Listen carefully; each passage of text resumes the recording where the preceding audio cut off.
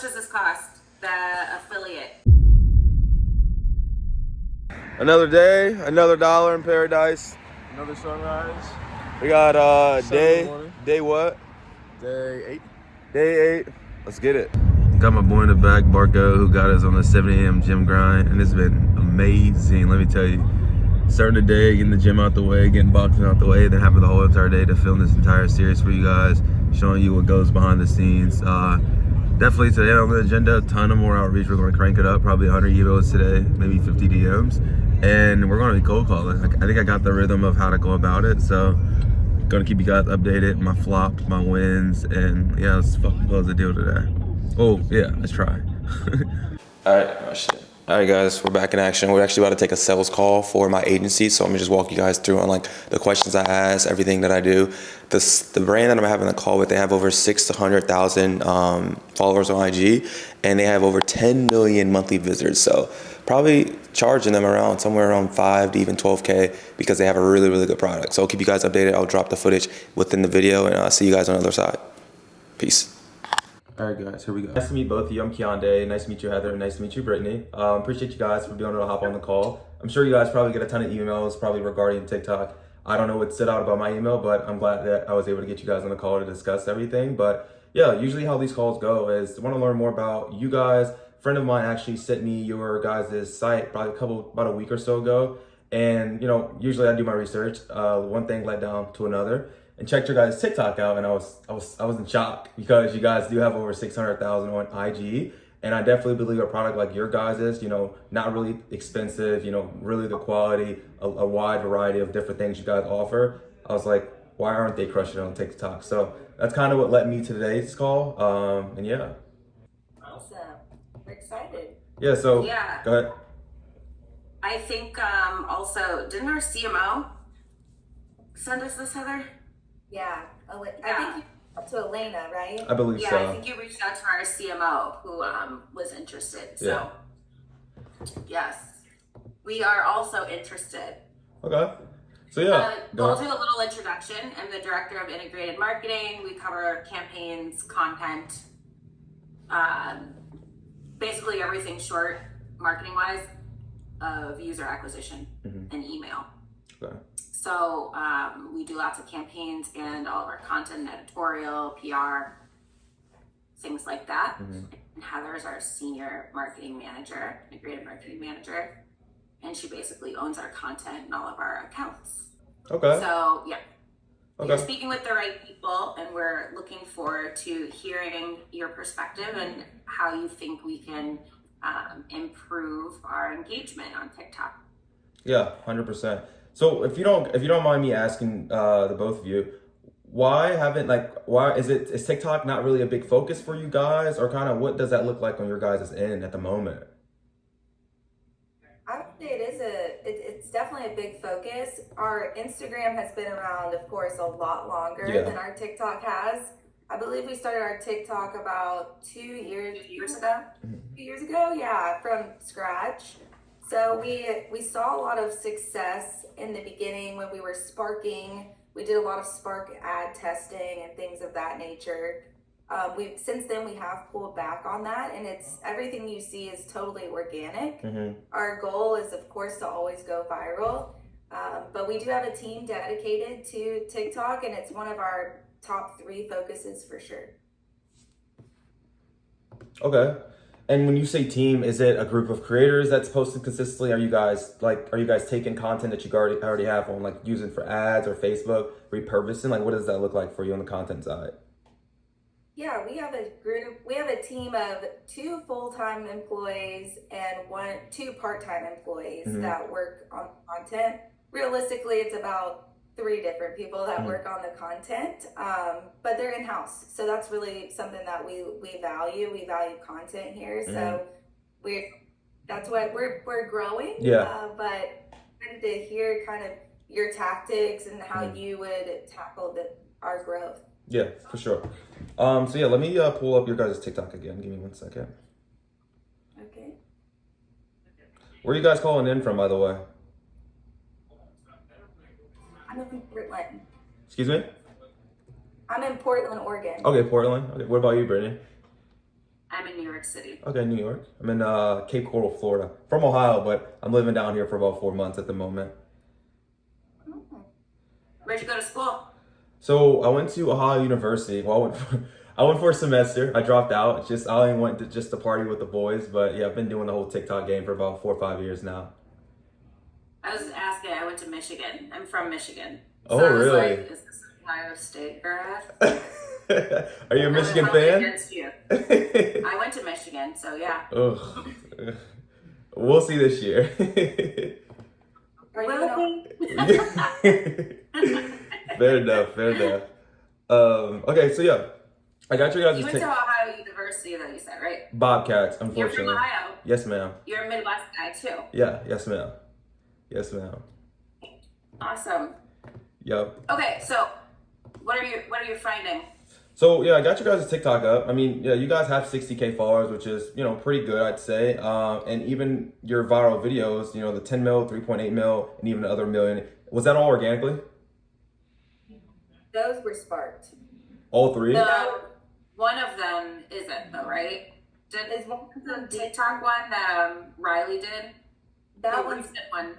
drift. Oh, that's on Drift. Mhm. Yeah. But those three are sparked.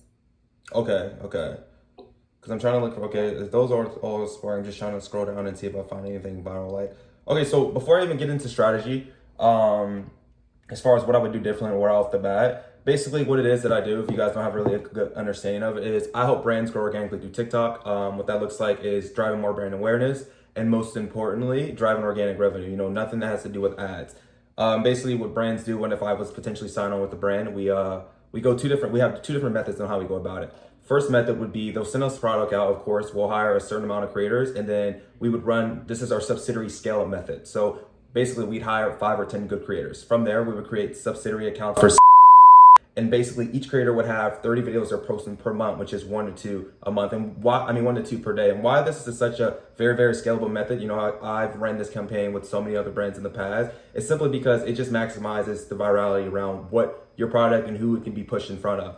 How TikTok works, if you guys kind of understand how Facebook and Meta ads work, TikTok is trying to find, every time a new page is created, TikTok wants to be able to figure out what audience you want to be placed in front of. Meaning, if you have 10 different creators on 10 different accounts, you can hit 10 different audiences. So that's why we've really succeeded with that method before. And I encourage a lot of brands to start off with that. The other method is basically just taking over your guys' pages and then just running it that way. Whereas then we would kick off your content team and then take over right away. But like I said, that's just kind of two different options that I kind of juggle with different brands depending on your guys' need.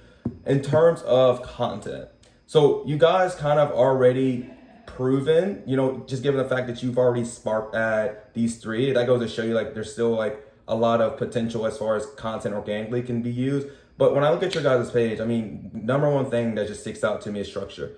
There's a ton of different faces on it. TikTok prioritizes and pushes out content to people that companies have just one face of the brand. Same style, different styles, just from one person. I've dealt with this in the past with a lot of companies that I've worked with in the beginning, is if you have more than one creator posting from different accounts, different phones, and so on and so forth, TikTok picks that up. TikTok wants to be able to have one structure, one style of content, and then one consistent creator posting at scale every single day.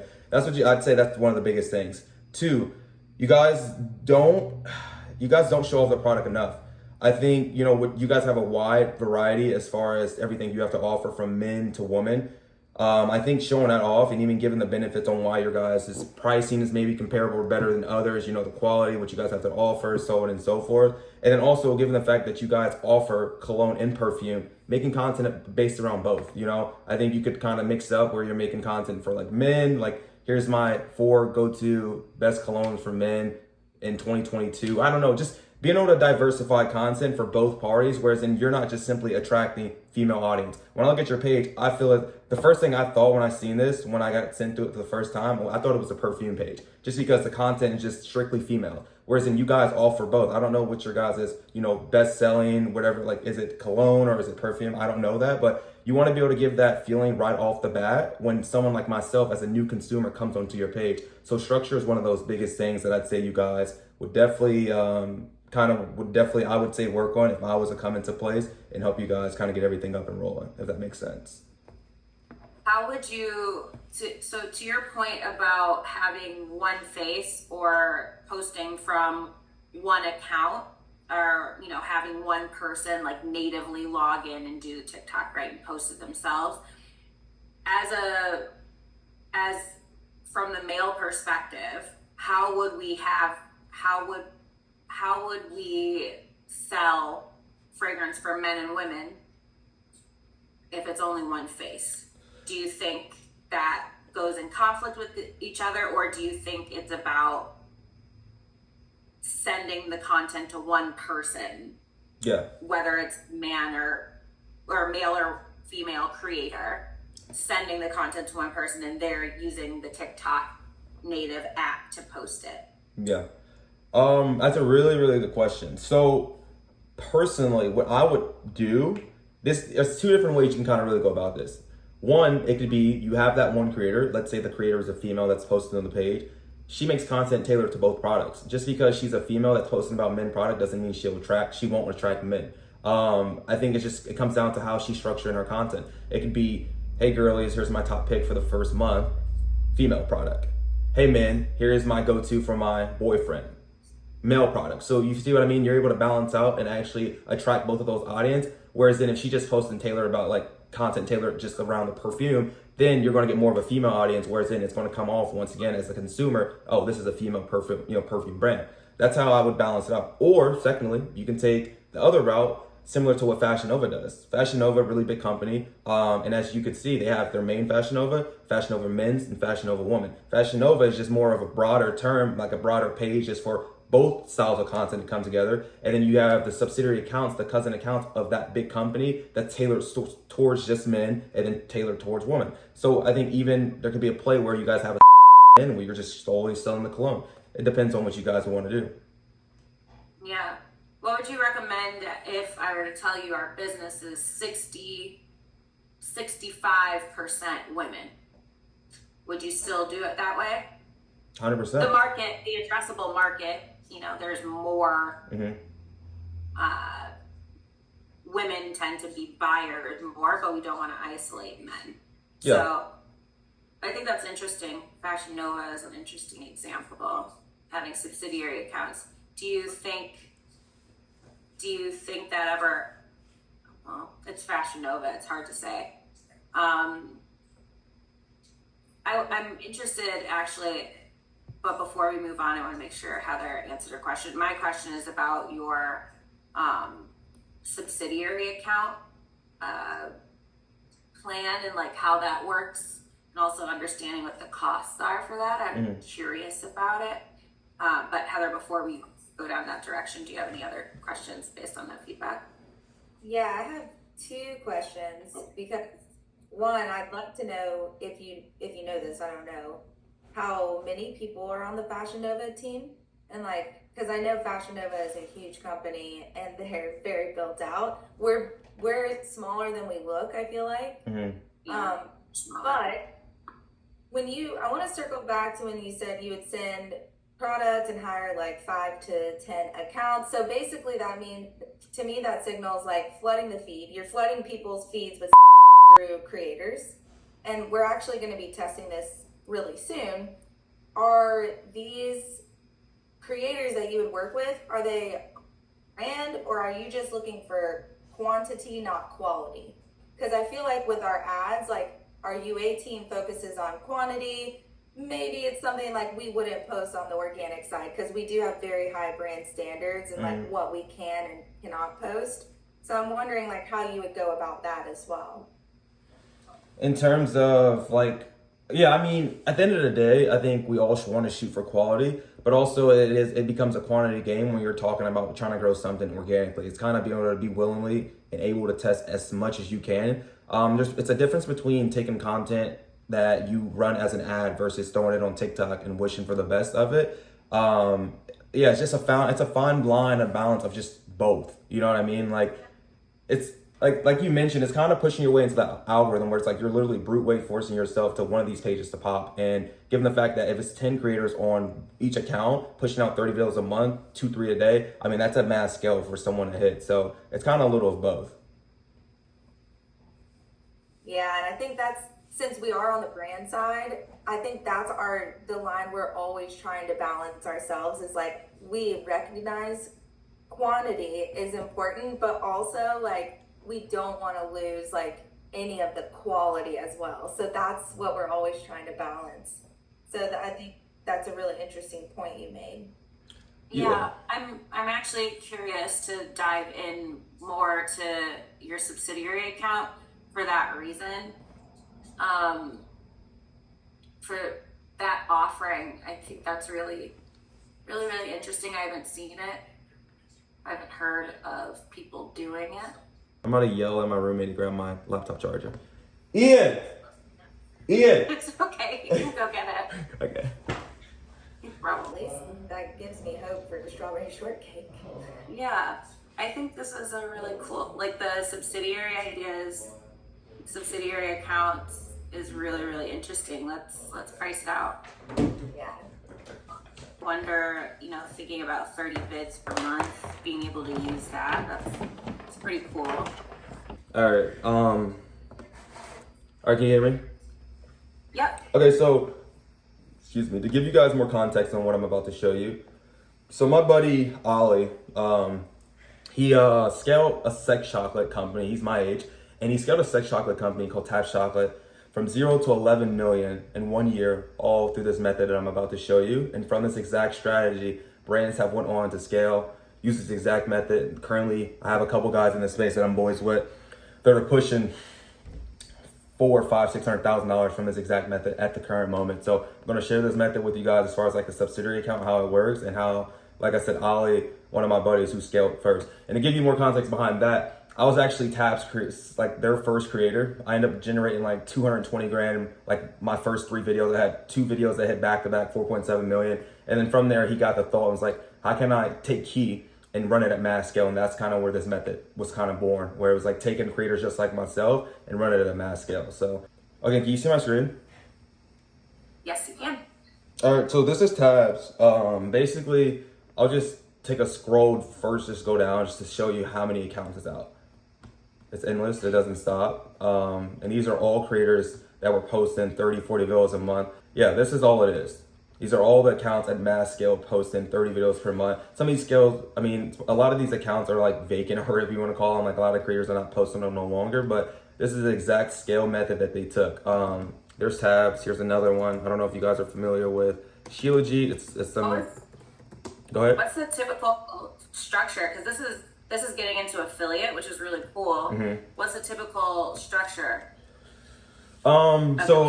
Yeah, it depends. So I think Tabs, it was such a viral like product. The affiliates just made sense. Not saying it can't make sense in a sense for a brand like this, but given the fact that it was a very viral like product and you could really go viral right off rip, that's what made the affiliate model for this company, you could call it sexy, I guess, to the point where people seen other creators doing it without really requiring an upfront retainer. But I think that's one of the biggest reasons. But for a brand like this, even with Tabs, like some of the best creators like myself, we got paid flat retainers just because we were skilled, we had work to show for, and then a lot of the people that came on board that were affiliates, they didn't really get the upfront retainer because either one, they never made a TikTok a day in their life, or either 2, they didn't have anything to show for to kind of start with. So that's why the affiliate made the most sense. And like I said, the product had a really big play into this. So here's another brand that's very similar, Natural Rims. It's the Shilajit brand. They run it at scale.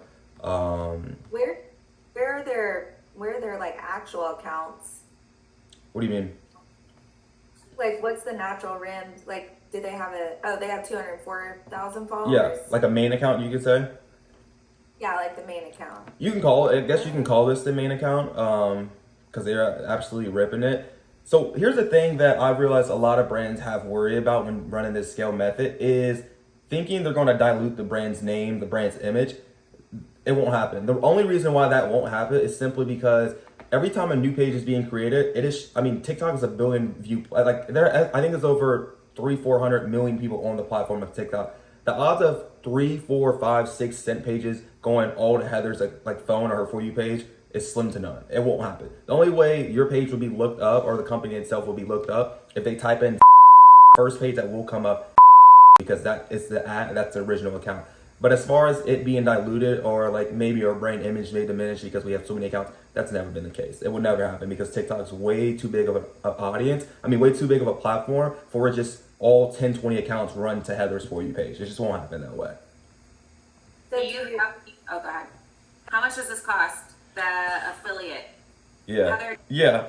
So pricing can vary. I will be completely honest. Like, I'd be more than willing to send over the proposal as far as what it all entails. But I think I would want to know from you guys, what angle do you feel as if would best fit you guys, and you guys would be potentially willing to even try? Would it be just one account where it's like, yo, we'll just try the one account, or even considerably trying the subsidiary account where you guys can have the benefit of maximizing, virality, the potential of brand awareness, and most importantly, spiking the organic revenue amongst those accounts? Yeah, so there's two different things to do. I wouldn't have you take over the account, but we could test content from you. So it would basically be like a creator fee, right? We look like we have money, Yeah. but we don't. We are very frugal and results oriented. So whatever it is, I just want to set us up for success so we could have a long-term partnership. Because I think you have really great ideas. So one option, I like pricing for like one option where you create Scentbird Men, Scentbird colognes, and you go with that. How long is that? What's that look like?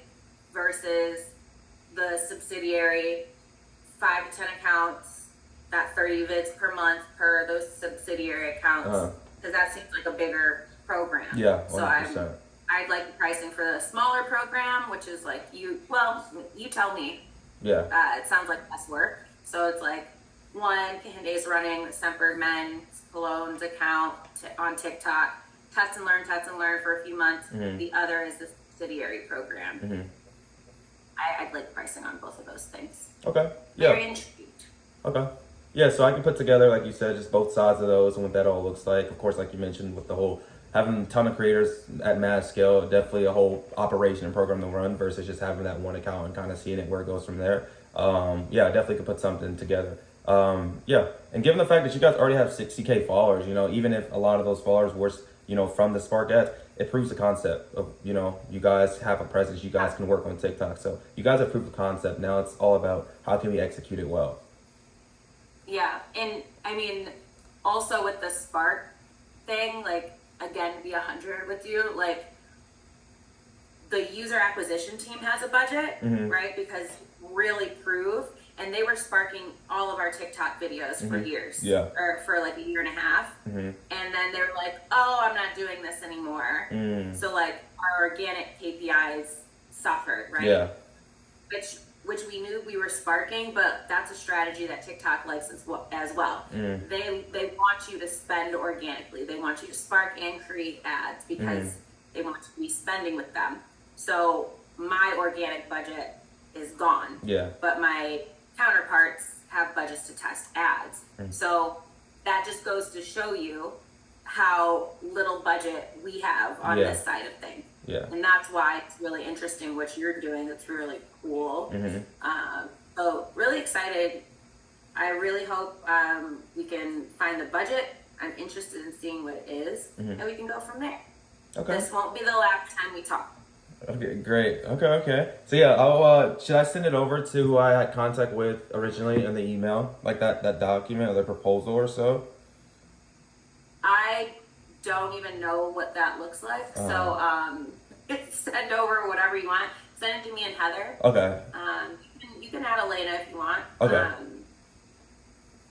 But sending the proposal to me and Heather for sure, so that we can present it. Yeah. And if it's something that we can fit in this year, we'll do it. And if not, you're catching us right as we're starting budgeting. So even if it is like a bigger campaign, we could like request the budget for it for next year.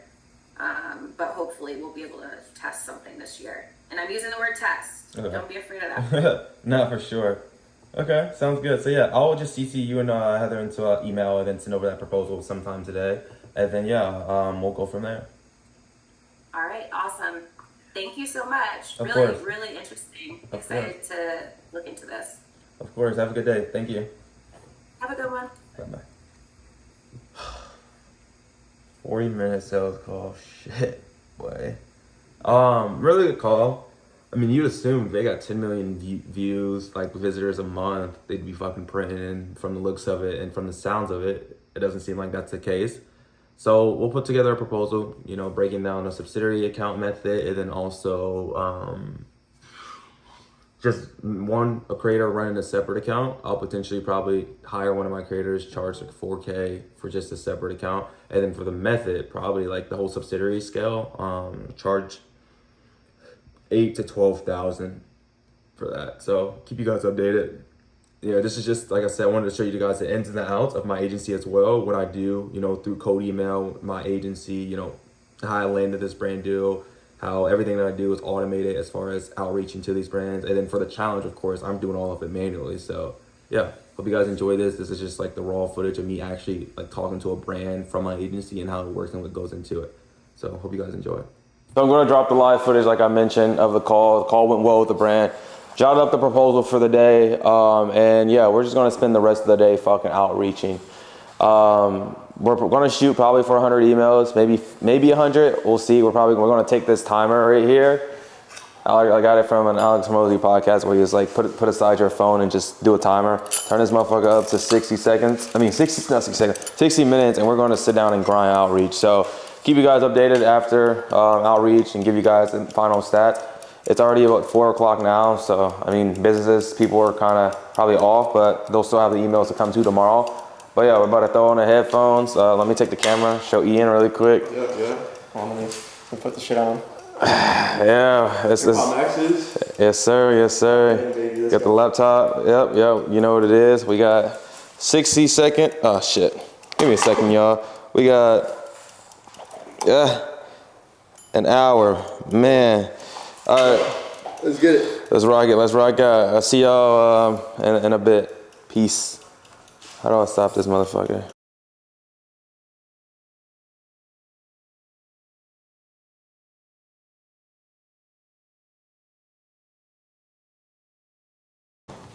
Oh, hey, I didn't see you there.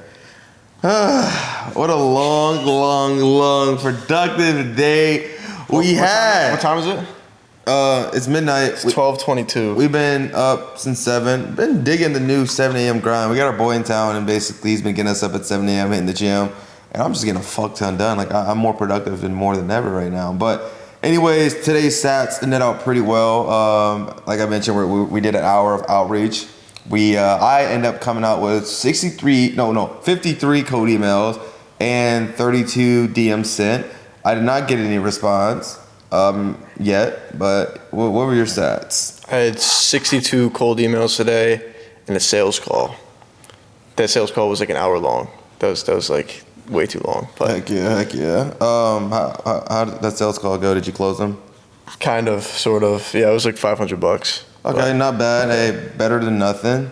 But yeah, we're right back at it tomorrow. Shit's starting to move. We're building a ton of momentum.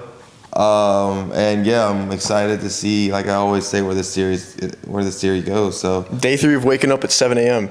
yeah, that's a challenge in itself. So see you guys tomorrow, and ciao for now. Peace.